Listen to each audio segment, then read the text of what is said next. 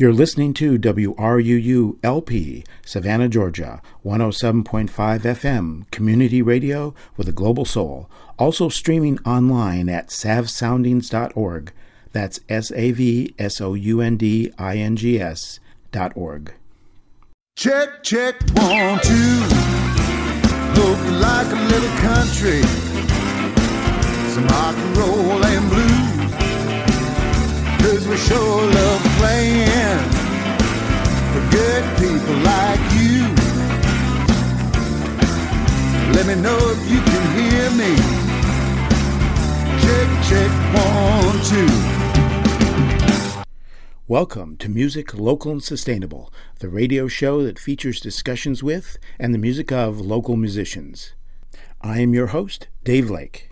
Tonight, we're talking with jazz guitarist and the president and CEO of Benedetto Guitars here at the Benedetto Guitar Workshop in Savannah. Welcome, Howard Paul. Well, thanks so much for having me on the show. Could you tell us a little bit about your musical journey? I started with guitar, was my first instrument when I was 4 years old. I had an aunt who uniquely in that day, this is early 1960s, was a world traveler. And so at some point she left her apartment in New York City to travel around the world, and she brought all of her junk to my parents' house in New Jersey. And among the junk was a guitar that found its way into my bedroom. So from the age of 4, I just was dying to be a guitar player because I had a guitar. And of course the Beatles were just launched in 1964. And so for my birthday that year, my parents got me a guitar teacher who, as it turned out, was a jazz guitarist, but I didn't know that for many years to come.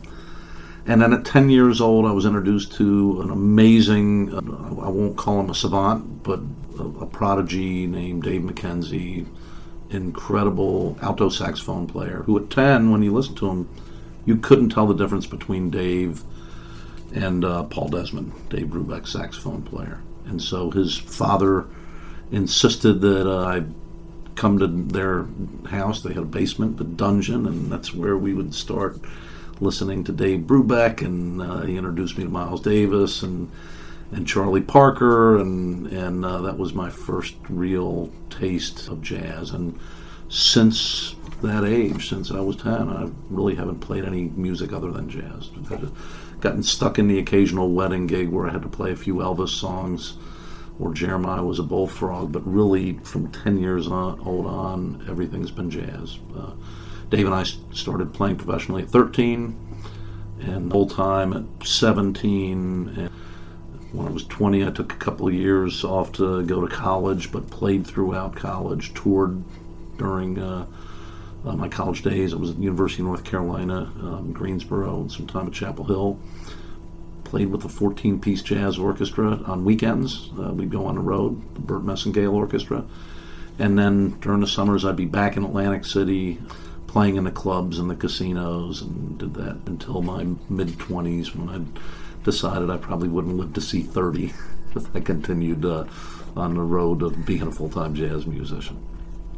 What do you mean by that? Well, it was the early 80s, and it was a rough time in the entertainment industry. I was in Atlantic City, which was casino capital of the East Coast, and the mob capital of the East Coast, and probably the cocaine capital of the East Coast, and so I was a jazz guitarist, dating showgirls and living the life. And playing gigs until 6 or 7 o'clock in the morning, and going back at it again later in the day. So I really felt like I looked at all of my close friends who were all much older than me. They were all kind of the last generation of big band players who were left to die in Atlantic City. And they were miserable. They didn't like the club owners. They didn't like the commercial gigs they had to take. They didn't like teaching. They were, in many cases, alcoholics or drug addicts. They had been divorced. They didn't have any background or backup, and there were no real schools to support music education. So I looked around at the people who were the finest jazz musicians anywhere, and they were all miserable, and I saw myself falling into that trap. So when I was 26 years old, I guess technically, I enlisted in the Army just to get away from being a professional musician, and spent the next 10 years as an Army officer. Enlisted, got somehow miraculously into officer candidate school, and spent the next 10 years as an Army, mostly transportation and logistics officer. So nothing to do with, did you play any music at the time? I never stopped playing. Okay. Guitar, one of the great things about being a guitarist is you can take it almost anywhere. And so I played in the deserts of Iraq during Desert Storm. I used to sneak on to the port in Mogadishu, Somalia. There was one of the American tugboat captains there that had a guitar. He'd let me come on and practice, an hour a day if I'd play for him. I lived in Germany for 3 years and had a nice jazz trio that I played with on weekends. And when I was in the United States, I lived mostly between Richmond and Fort Eustis, Virginia.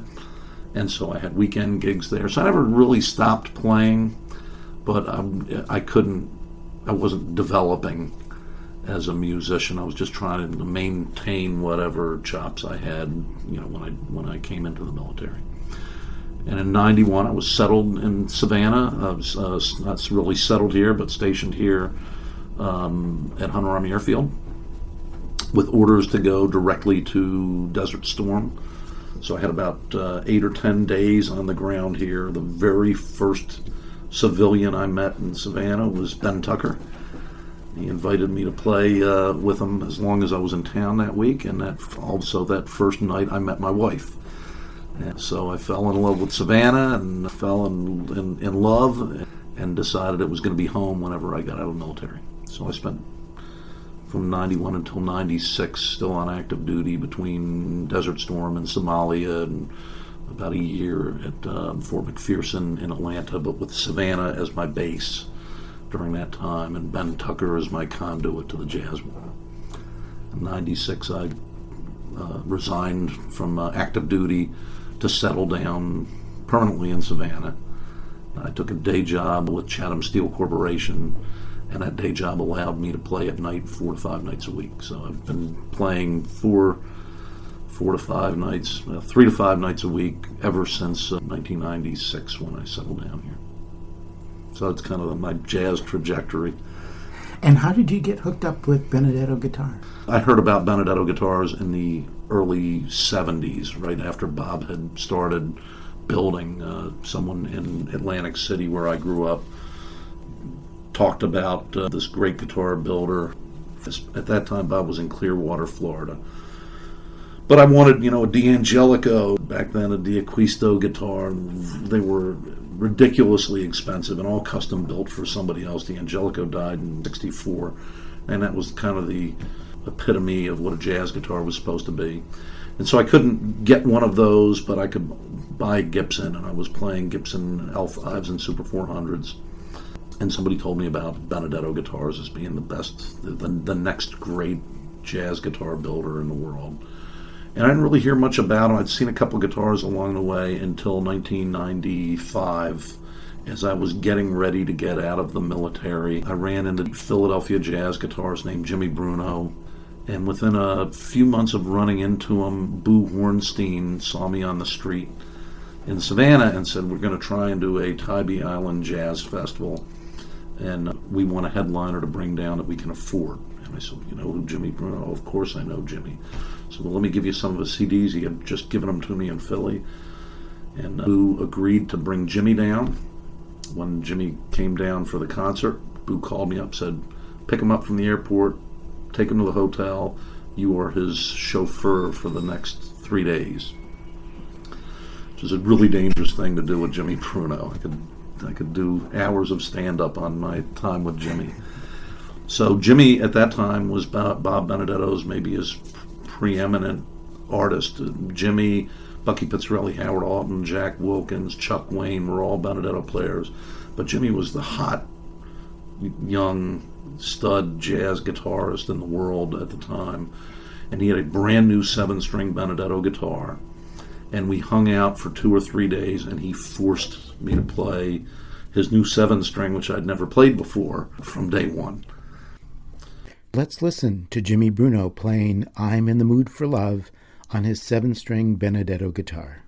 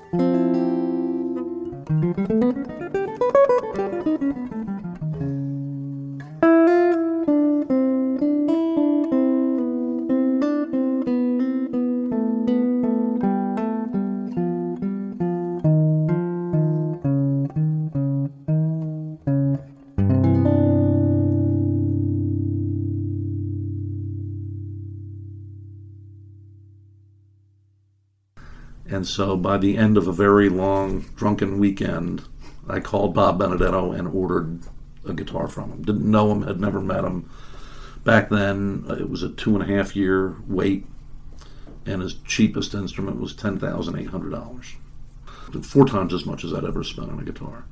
And so during the next 2.5 or 3 years that I waited for my guitar, Bob Benedetto and I became very close friends. He and his wife Cindy would drive back and forth to Florida. They'd stop in Savannah and spend the night with us or have dinner with us, or I'd meet him on 95 for breakfast, or if I was going to Orlando for something for Chatham Steel, they'd meet me in Tampa, Orlando. So it was a really good friendship. And after I received my first guitar, I became one of Bob's artists. In '99, Bob signed a licensing agreement to have Fender build Benedetto guitars at their custom shop under his supervision. That relationship lasted from '99 until 2006. And during the relationship, Bob and Fender both, I think, realized that a gigantic rock and roll company like Fender, the biggest guitar manufacturer in the world at that time, really wasn't an ideal fit with the very small and very high-priced jazz guitar marketplace. And so Bob kind of wanted out, and Fender wanted to keep him, but as a blue-chip company, not to really develop the brand any further. And so Bob called me one day. I was the one guy who he knew that was both a jazz guitarist and had a business background in Chatham Steel. Said, what would you think about helping me take the brand back and building a company with me? And obviously it didn't take too much forethought for me to think that was a great idea. So I left Chatham, wrote a business plan, left Chatham with the blessings of the Tenenbaum family.